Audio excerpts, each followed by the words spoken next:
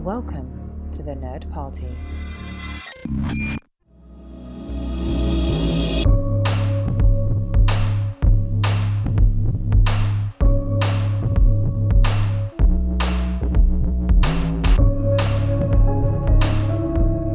Welcome back to Houselights, everybody, as we continue our journey through the House of Scott, or maybe it's the House of Also Scott, or House of Scots, because this is a second Scott that we're covering. But it's Tony Scott. We're looking at the works of Tony Scott here on Houselights.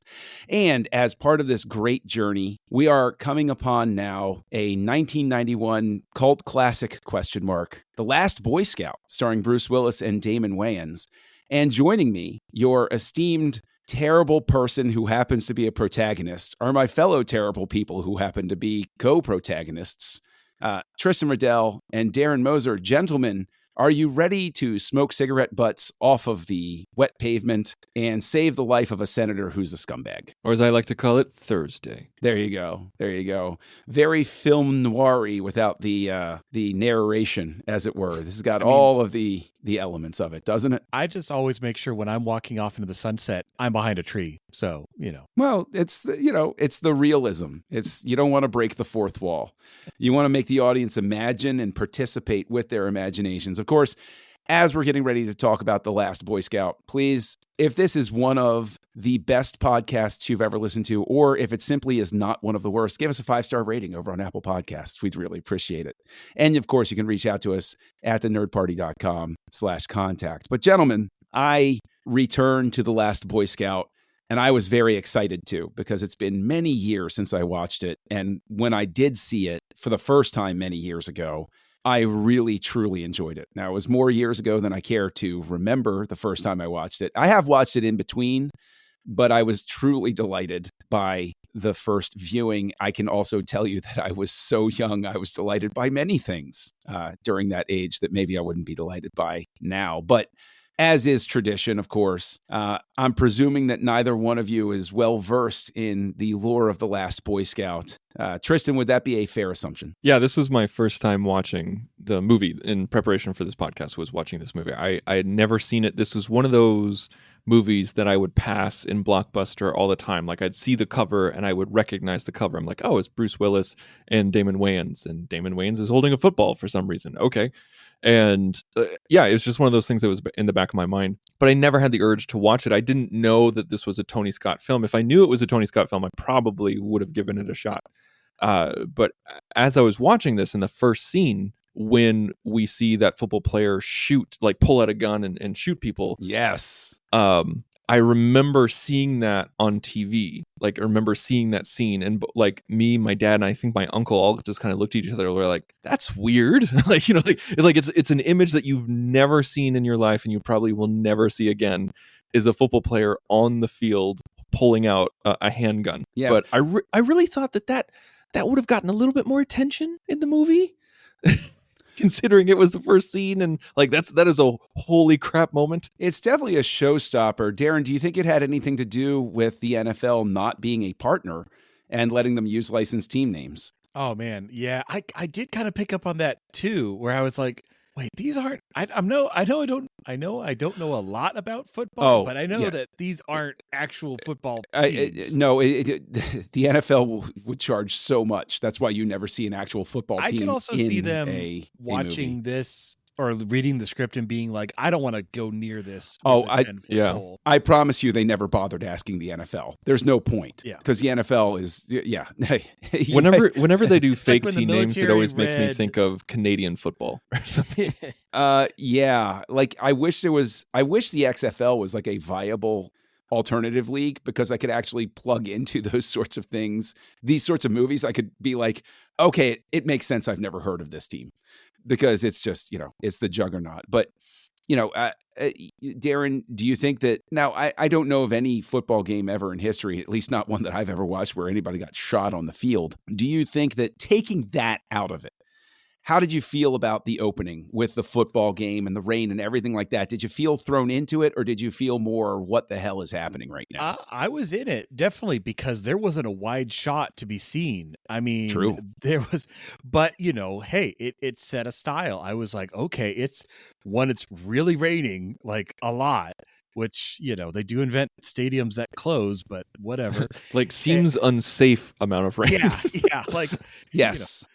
And just everything.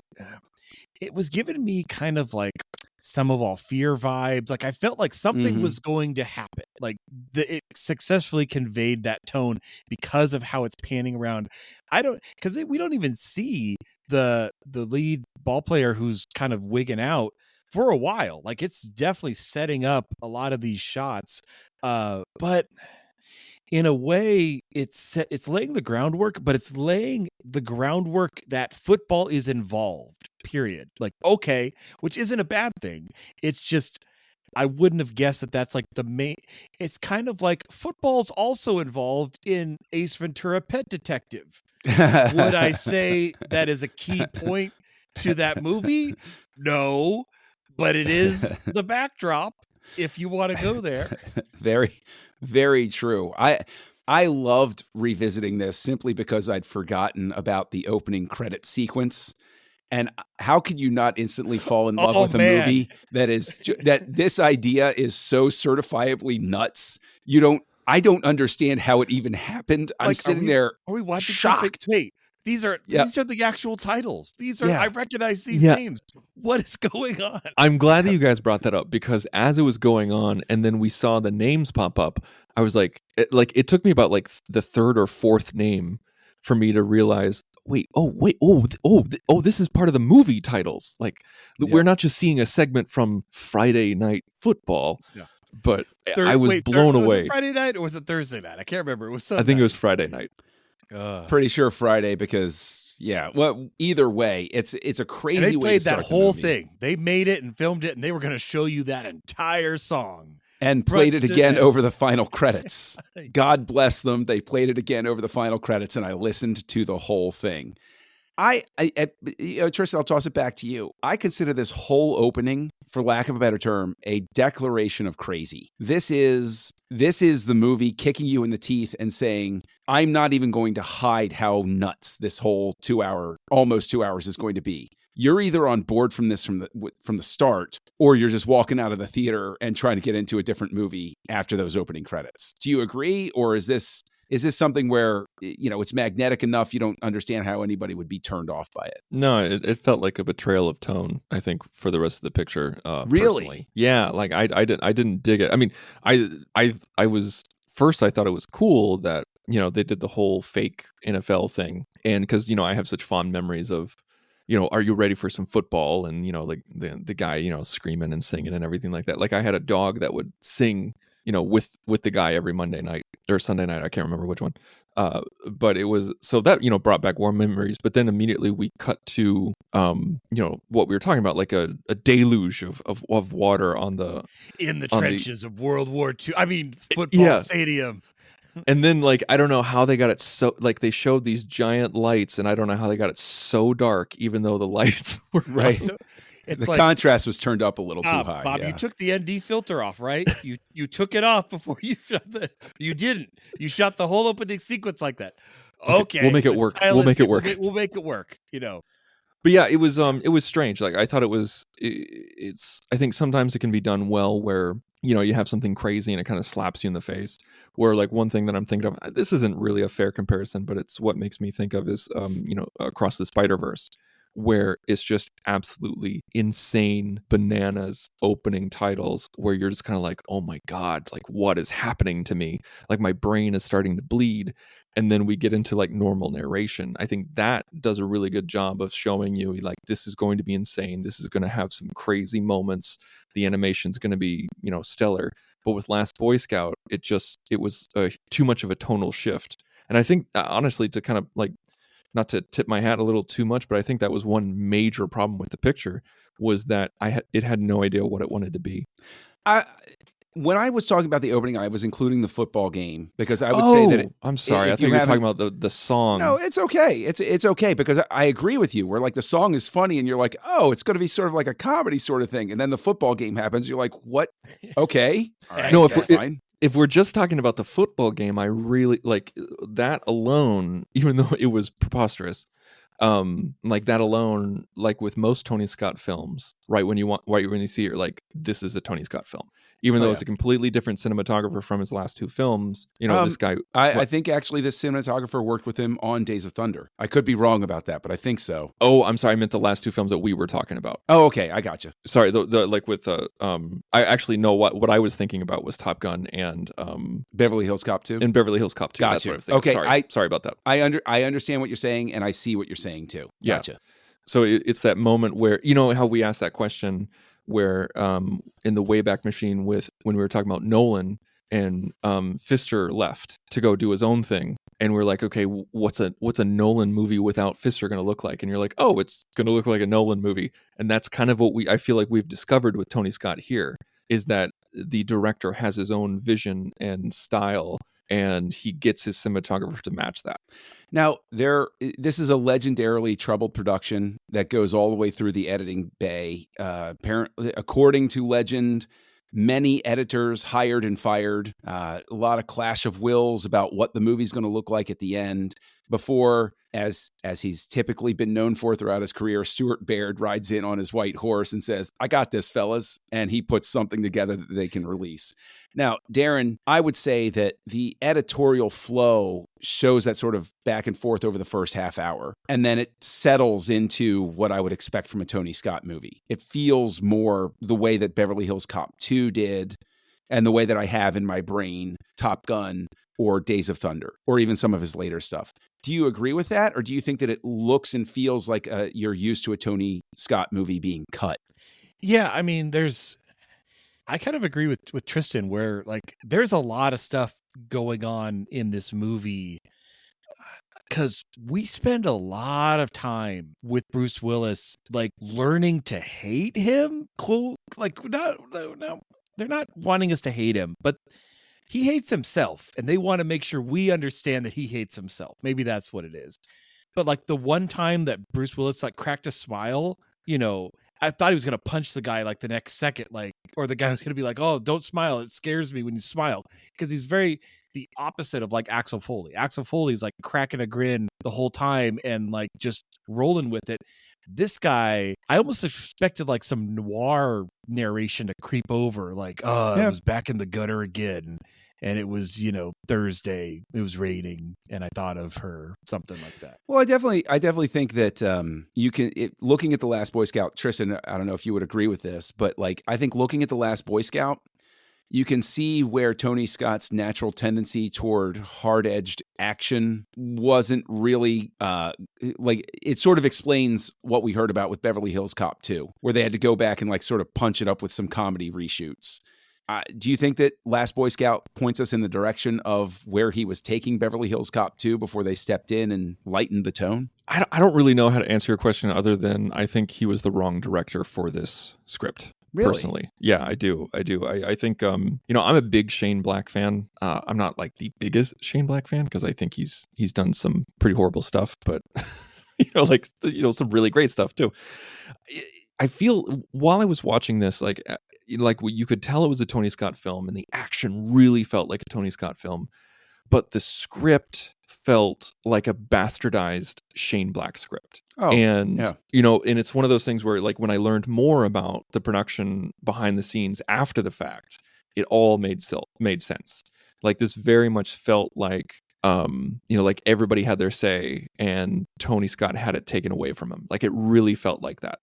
And I'm not saying he did a poor job. I'm not saying that they should have gotten a quote unquote better director. I think Tony Scott is amazing. He's a phenomenal director, one of the best.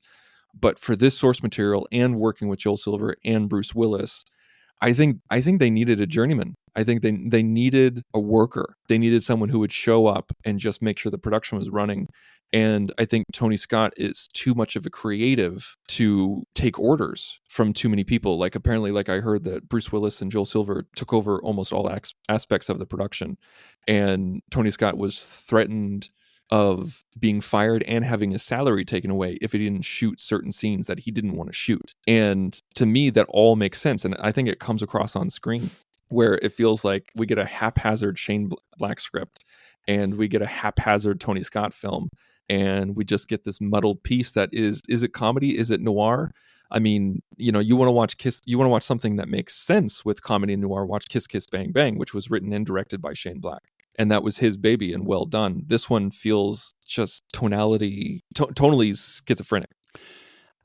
I don't agree wholeheartedly with that, but I'll hold back on my own take on what you're saying and kick it over to you, Darren. Like, where do you fall compared to Tristan? Do you feel that this is just a movie that can't find itself through the whole thing? Do you feel it settles down at any point?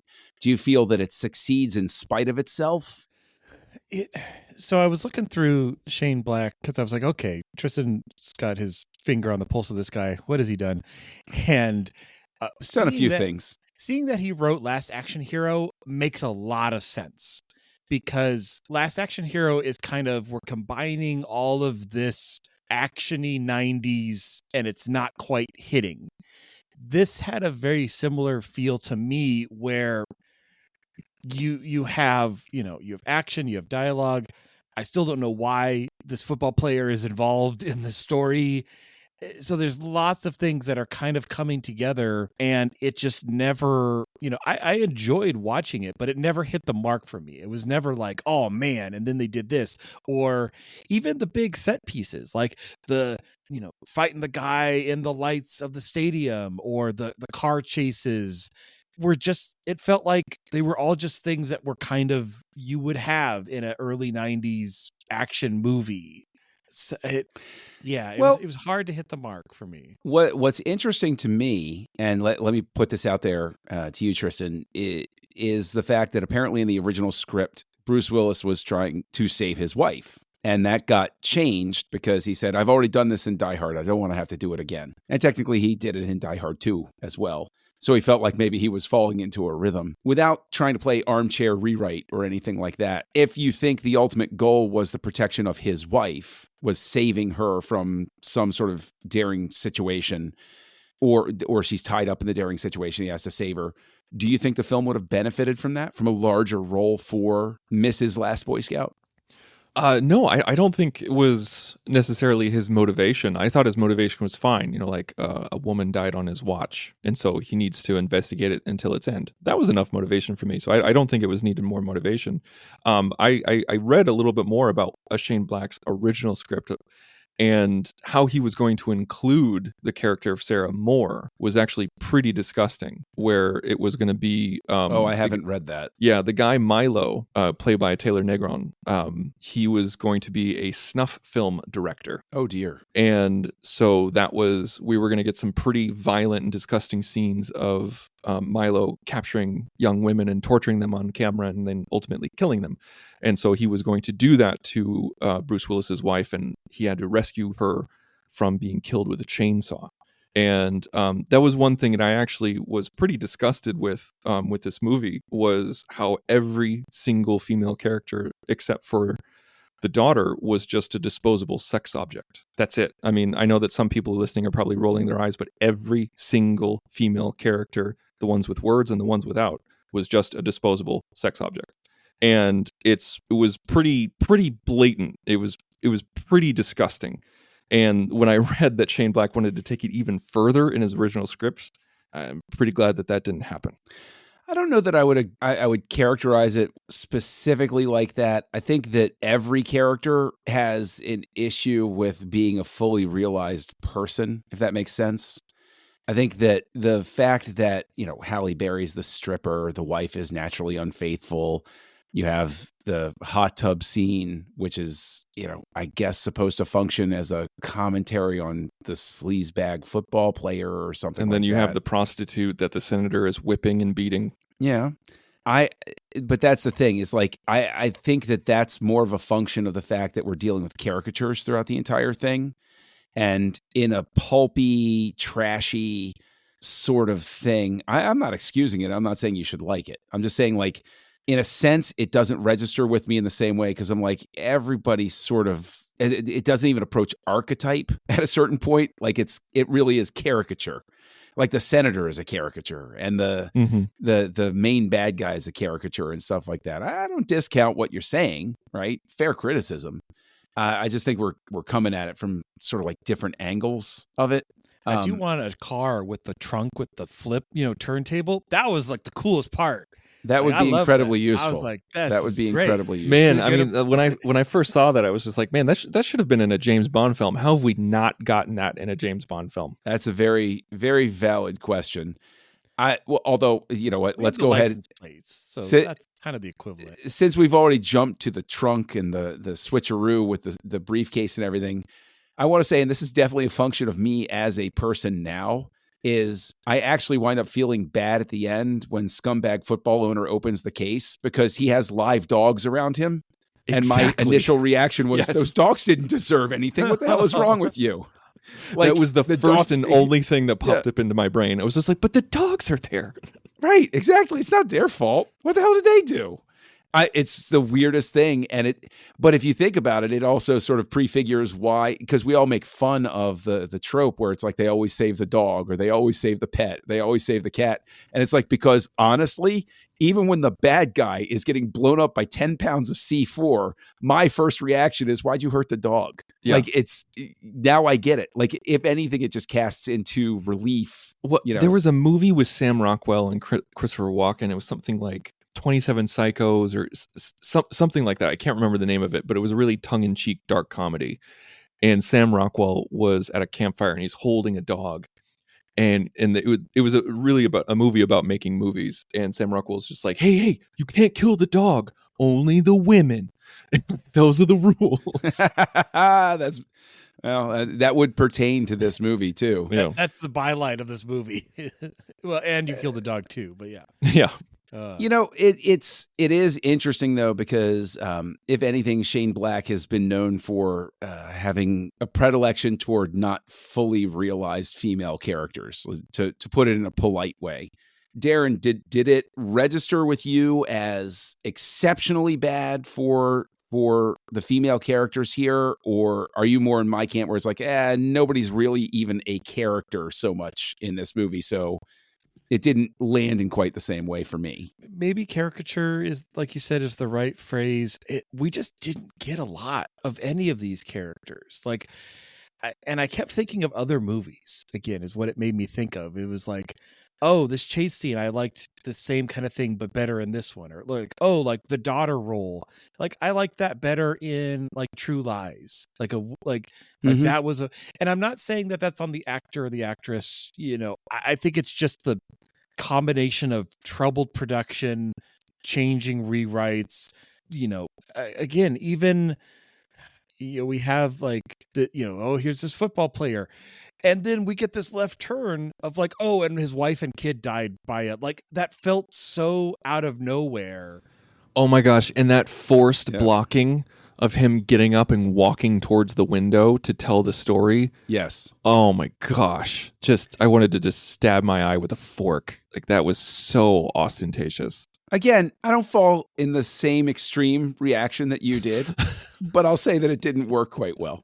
I think that what is surprising to me about the script overall, and especially given other things that Shane Black has written and given other things Tony Scott has done, and even other stuff that Joel Silver has produced or Bruce Willis has been in or anything like that, is how unintelligent the movie is overall. And what I mean by that is, this feels like somebody went in a time machine and picked up a film crew from 1967, brought them forward, gave them modern technology, and said, okay, make a movie, and then banished them back to 1967. So in a sense for me, and Darren, I don't know, am I coming at it weird? I almost feel like if I watched this and it had been made in the 60s or the late 50s or the early 70s, maybe people would have been even more lenient. Like, coming at it in the 90s or the 2000s, they'd be like, that's a product of the time. Whereas this is, I mean, if anything, this prefigures Tarantino by a short amount of time, because Tarantino is right in that grindhouse thing. And this feels like a grindhouse movie where it's not quite fully formed, but it's complete enough to release. No, I get that vibe too. If you had it in the 60s or 70s, but took out the action aspect of it, so you didn't have cars blowing up here and there, and it was way more like a detective story. Like this, you have this interesting protagonist who and he does have interesting things about him, like the save the president, and obviously was in the wrong place at the wrong time and got his career ruined, and he's having troubles with his wife and kid. Like that foundation is there, but then they're like throwing in I don't know, maybe it's because it's Bruce Willis. I don't know. There's just these, it doesn't quite stick the landing on what it's kind of trying to do. Like all the pieces are there, but you have, so and I think you're right. Like because it's 91, because it's in this action era, we're not being forgiving of it. We demand more and a better title. The original title was Die Hard and Lethal Weapon. Yeah, well, no, but like it was legitimately Die Hard. There was an interview with Silver where he said when he first optioned the script or something like that, that the original title was Die Hard, and the book that Die Hard was based on was called Nothing Lasts Forever, which is a lot like this book in terms of its pulpy 1970s-ish sort of thing. So that's an example of how, well, we'll table that, or we already talked about Die Hard, whatever. But it's just an interesting sort of thing where they said, okay, Die Hard is a great title. I'm going to option the script. Hey, Shane, I'm going to take your title and then I'll produce this movie later, but it'll be under a different title. And so, that's the ultimate question then. I mean, Darren, I think we already got you, but like Tristan, do you think The Last Boy Scout even makes sense? Is that just too shoehorned in? It is way too shoehorned in. Like it was one of those moments when, like in Family Guy, when it's like, oh, they said it. They said the name of the movie. Yes. And the very last like when he line signed, being like, "Be prepared," which is the Boy Scout motto. I'm like, oh, come on. Oh, come on. Yeah. It felt like they're like, oh yeah, we'll make him the last Boy Scout, except not really. And except he breaks the rules all the time. And he punches the senator, which is a felony. But it was like when he signed the card. Yeah, I love that. There's a line from Parks and Rec where Amy Poehler's character says, "I believe assault should be legal if the person is a jerk." There's an argument to be made. No, I thought it was absolutely shoehorned in. It was it's so weird. I love hearing the history of scripts. I really do. It has to be so maddening to be a writer in Hollywood. I mean, I can't even imagine it, where you come up with an idea in 82, you write the script in 84, it gets bought in 86, it gets produced in 97. It's so crazy how it happened, and it gets rewritten by 3 other people that you have had no contact with. You get an award, but yet you only have like 3 lines in there that's left. Oh man, it's just, I'm going off on the rails here. Well, I mean, so long as we're off on the rails, I'll never forget being your speech. No, I'd like to thank the Academy. Yeah, I didn't write any of that, and then just walk away. No, but I'll never forget being at Star Wars Celebration 2, and Jonathan Hale, the guy who's he co-wrote the script for Episode 2 with Lucas, and somebody asked him, well, you also co-wrote the Scorpion King. And I'll never forget being in the session with him, and he's sitting there talking. He goes, yeah, I wanted to take my name off of that script. And then my agent looked at me and said, are you nuts? We're going to make a lot of money. You're going to leave your name on the script. So apparently he didn't want anything to do with the Scorpion King, but his agent was like, but I would like to get paid. Therefore, your name's going to stay on there. So I imagine a lot of that, is in there too. And after you get paid so much like Shane Black did for this script, how do you? Yeah. Oh my gosh. You got to do everything in your power to try to get it as good as you possibly can. I have a question for you, John. Yes. So you're a big Die Hard fan. Very much so. You're a Bruce Willis fan. Yes, I am. Bald people got to stick together, man. I'm a fan of both of those things too. So I want to ask you about his performance in this movie, because this is supposed to be a noir action comedy. Yeah. And do you feel like Bruce Willis plays it like a comedy? Does he play it like a noir piece? Does he play it like an action film? And depending on your answer, do you feel like he was trying too hard to distance himself from Moonlighting and Die Hard? and everything that came with that. And so he was trying to play it straighter. I'm If very he- much leading your response, but Yeah, please go for it. If he was not successful. I think that Bruce Willis in an action role is sort of like a satellite trying to escape its orbit. Its trajectory is its trajectory. And the only thing it can do is stay in orbit or crash. And the question with a role like this for Willis, where I am, is he either stays in orbit or he crashes. And let's take, for instance, the fourth Die Hard movie. I think there's a crash involved. But it's, with this, I think that it is very much a performance where, since his character is what it is, it doesn't matter. I mean, I'd say that if anything, what is disappointing is Bruce Willis is unnecessary to this role. He doesn't bring anything to it to redeem it or make it better. And hearing about how involved Silver and Willis are, I don't understand why the character isn't more deserving of the title The Last Boy Scout. Because, like you said, he's anything but. But there's this weird thing that I do want to give credit for. And I know this will sound forced, right? But I do want to give credit for the fact that at the end, he forgives his wife. Let's set aside everything else. But he's found his wife was cheating on him. He forgives her. And she's like, what are we going to do? He goes, we'll do one day at a time. We'll figure it out as we go. And I feel like that's a kernel of goodness that's left over in there. Yeah. Because it shows a very human sort of thing and a very noble sort of thing. I just wish I'd seen more of that nobility earlier in the character's arc. Some sort of hint that I was going to get that before I got there. If that makes sense. Yeah, no, I think that absolutely makes sense. I think that's that was an honest moment. That was a real human moment that's very complicated and messy because, we are as people and our relationships are. I think to me, when I was watching it, it just felt like he was trying to distance himself from Die Hard so much that he was moving more towards his performance in Sin City, that we would get years later, which was amazing. I loved him in Sin City. Yeah. That was but amazing. I feel like it was the wrong performance in the wrong movie. I would say he's done no favors by the fact that there's no real chemistry between him and Wayans. They hated working with each other. Yes, they hated working with each other, and there was no chemistry. I felt like Damon Wayans understood the assignment a little bit better than Bruce Willis, but not by much.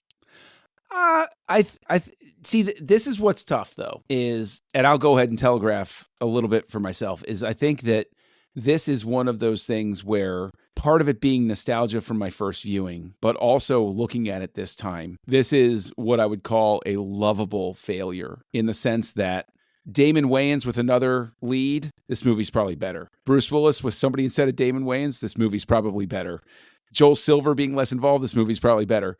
A different editing flow before the last hour. Like the first half hour is an absolute, what the hell is going on? Who cares? But then once it hits that mark, it's almost like literally 1 hour left in the film when it seems like somebody just stepped back and said, you know what, just make it an action movie. Then it's like, yeah, okay, this is the movie I thought I was going to get the whole time. And so it's like, it's one of those things where all of these things that I can just sort of hammer the movie on. Once, I guess, Joel Silver got distracted and Tony Scott could sit down with Stuart Baird and like figure something out. It's like, oh, okay. Well, it's a shame that the first half hour wasn't like this, but now I'm getting the movie that I signed up for. Does that make sense? Yeah, I think so. I think it's interesting though that you say that and phrase it that way, because I think about the 48-minute mark and at the hour mark, I kept checking the time. I was like, oh God, how long have I been watching this movie? How long has this been going on? And I'm like, oh God, I still have 45 minutes left. Oh my God. That's really funny because I watched it over 2 days and I literally stopped at like the 40-minute mark. And then when I picked it back up, it was like, you have 1 hour left. I'm like, oh, okay. Like it was right when the movie changed.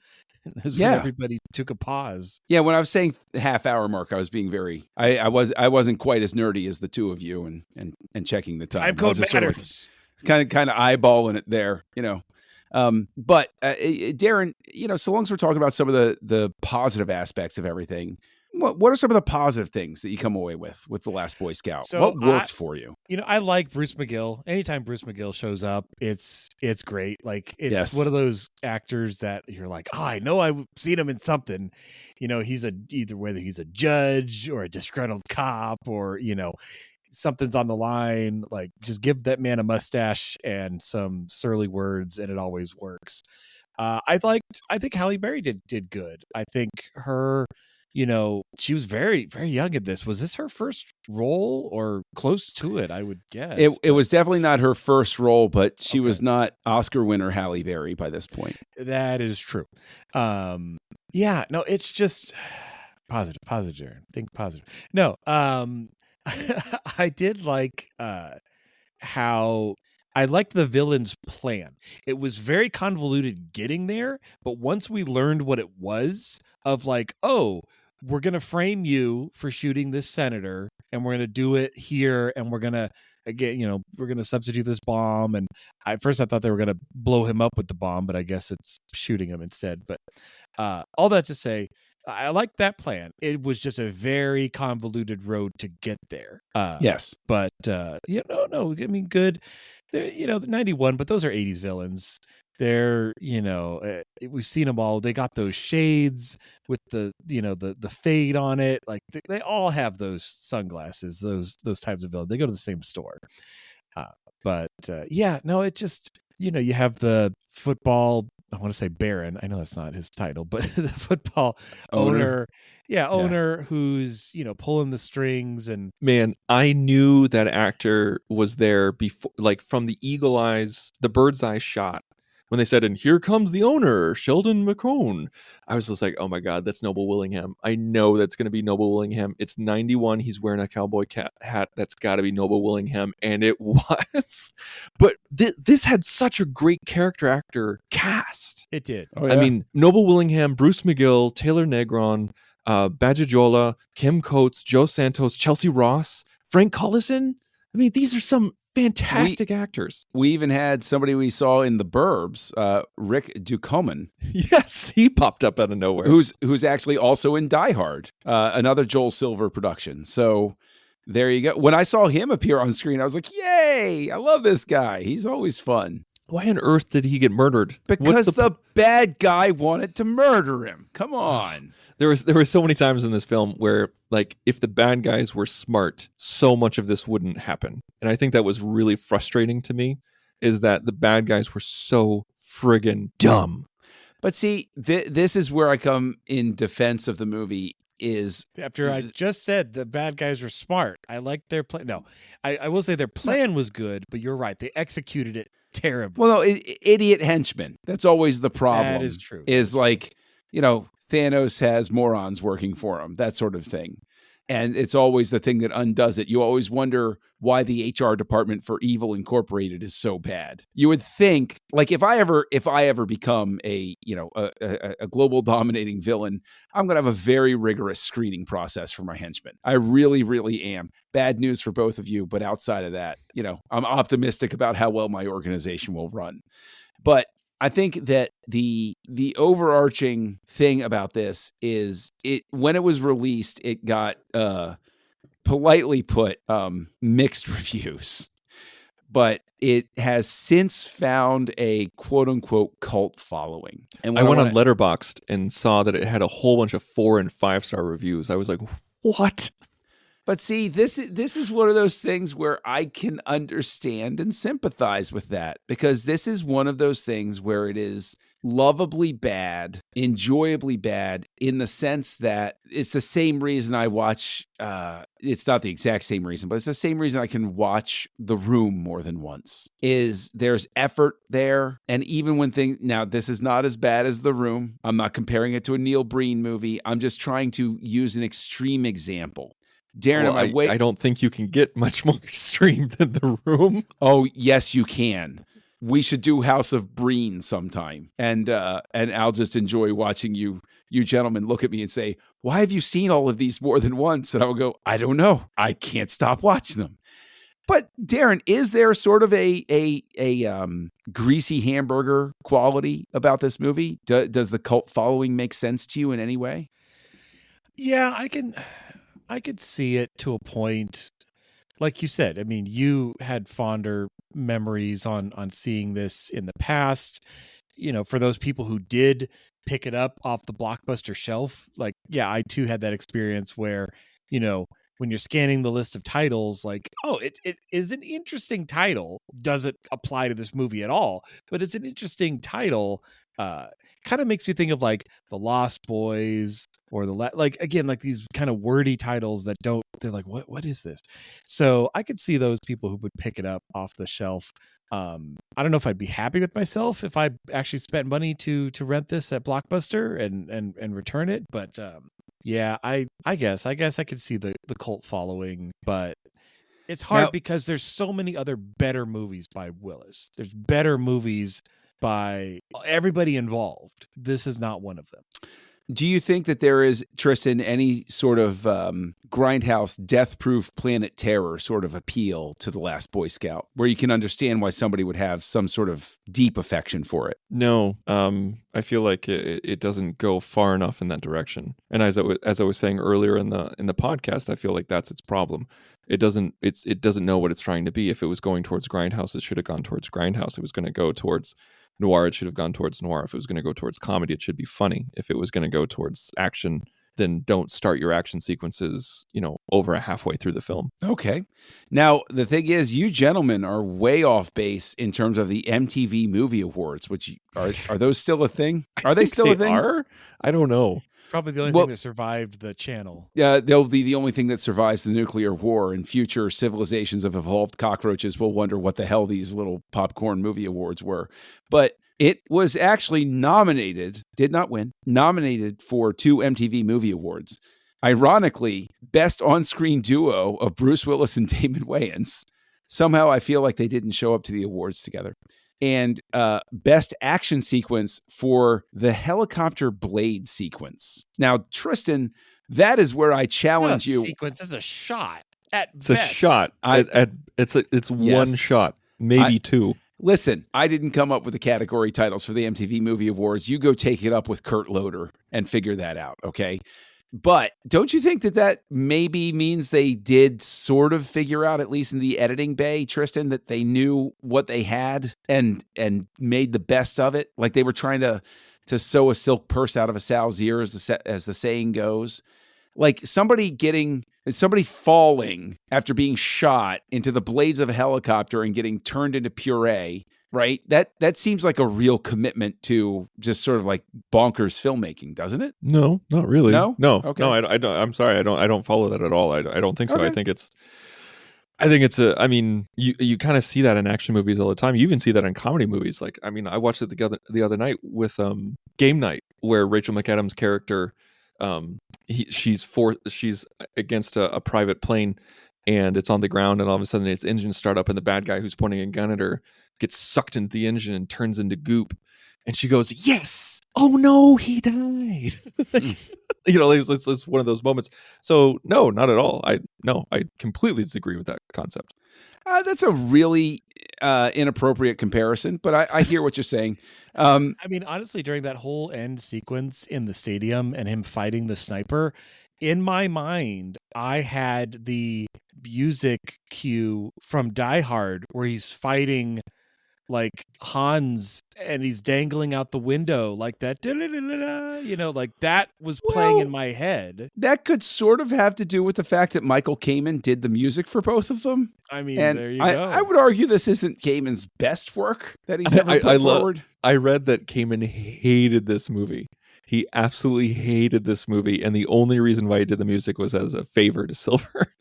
Which, and as composer, he got to watch it as they spun it up and recorded over and over. Like he probably hated anybody that missed a cue when they were recording the music. So, well, I think it's pretty clear where you gentlemen are going to fall with your ratings on this. And I know that we're going to get angry letters from those who are in that cult classic camp. Before we start, I will kick things off with what Desson Howe of the Washington Post called the film. This is a direct quote cited on the Wikipedia page. He called it the filmic equivalent of a hate crime. It's mindless anti-civilization formula for boys who can't get enough, which really feels like Desson really overshot the mark with his specific criticism there. But because Darren is sick of going first, Tristan, what did you think of The Last Boy Scout? Just give me your rating without a lot of preamble. I was going to say, I'm glad to go first on this one, Darren. I'm so happy to go first.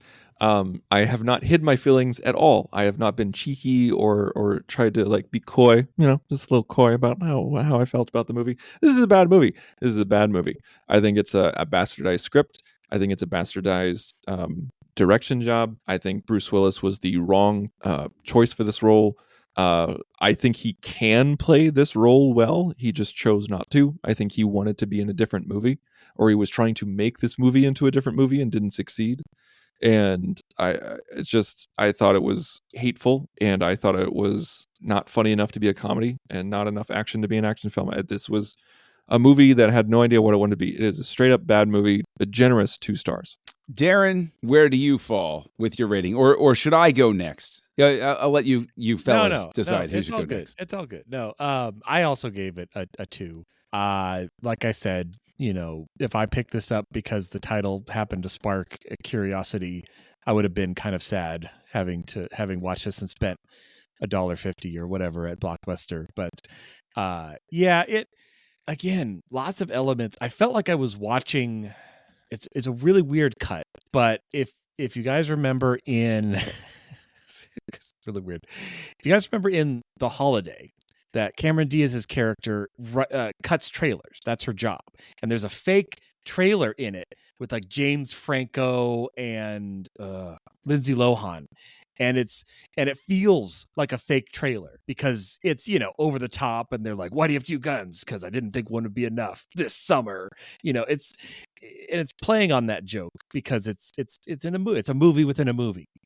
This kind of feels like that, where I see things like Last Action Hero and other amalgamations of genres. And it's like, I don't know what this movie is trying to do. I don't know if we're supposed to even like this character. He's a terrible person that kills people and has a terrible home life. Like, I don't know, maybe give me John McCain, the home years in New York, like, something like that. I don't know. It's, I think like you also said, Tristan, where if it wasn't Bruce Willis, you get a little better. If it wasn't this, it'd be like all these little things were stacked against it. And we ended up getting this. And I don't think it's memorable. I think it's just, I'll put it in my bucket of we'll probably never, ever watch this movie again. So two bullets in the hand are worth as much as that's worth. Which, as somebody who has broken their hand before, I can tell you that being shot in the hand, I highly doubt you're going to be able to throw that football quite as well from horseback. That was you know what? It's talent is what it is. He never should have been cut from the team. Now, before I give my review, I will point out that a critic from Rolling Stone in 2002 included The Last Boy Scout in a list called The Best of Bruce Willis. And he said that it was the list 50 films long, and it was no, like number 49. 10. It was 10. What?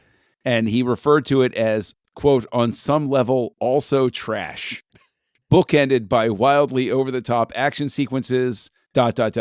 elevated by director Tony Scott's self-awareness of how ridiculous it all is, and crediting Willis's performance as a sheer force of will. Now, I'm not going to be that kind, nor am I going to be as kind as some might think I would be. But this is a 5-star movie masquerading as a 3-star movie. It's a 3 from me. And it's, if you were to sit me down, and we've now done in the House of Also Scott 2 films, Beverly Hills Cop 2 and The Last Boy Scout. And you were to say to me, because I've now rated both of them 3 stars, which one am I going to watch again? I can honestly tell you The Last Boy Scout, because this is just enjoyable awfulness punctuated by moments of laughably over the top nonsense, and I have a good time with that. John, we've been friends for I don't know how long. Yeah. And you still surprise me, that's what I'm here for, man, and that's what I'm here to give to the audience as well. Last Boy Scout. No, because I would never, even in my worst moments. No, wait, I did smoke an old cigarette out of an ashtray one time. So moving on, I will say that the House of Also Scott has gotten off to a weird start for us because we all professed our love of Tony Scott as a director coming in. We have not praised these last two films. It's been there. And I liked it. I liked the last one. You're forgetting that. Well, you gave it 3.5. We gave it 3. You guys gave this 2. I gave it 3. It's not the most auspicious beginning for somebody we are lauding tons of praise on. Well, we haven't. I mean, we didn't talk about Top Gun first. I mean, like this is kind of like a truncated Tony Scott film. You wouldn't let me talk about Days of Thunder. That is true. Yeah, with good reason. But I was making a point, but Tristan asked, you drive next time. That's fine. But this sets us all up for our next film, which I cannot wait to discuss with the two of you. Darren, what are we going to cover next week? Next week, we're going to 1993's True Romance here on Houselights. Join the revolution. Join the Nerd Party.